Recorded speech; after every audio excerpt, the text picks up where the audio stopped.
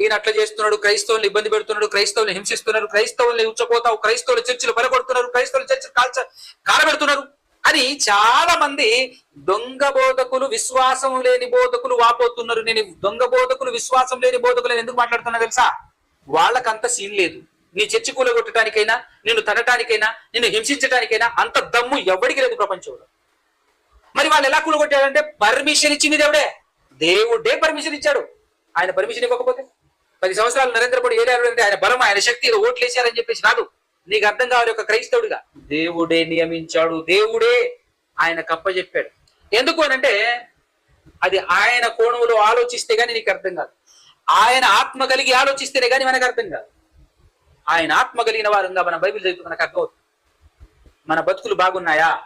ఈ రోజునటువంటి క్రైస్తవులు అనబడినటువంటి వాళ్ళ బతుకులు బాగున్నాయా? చర్చిలో జరుగుతున్నటువంటి ఆరాధన వాక్యానుసారంగా ఉందా?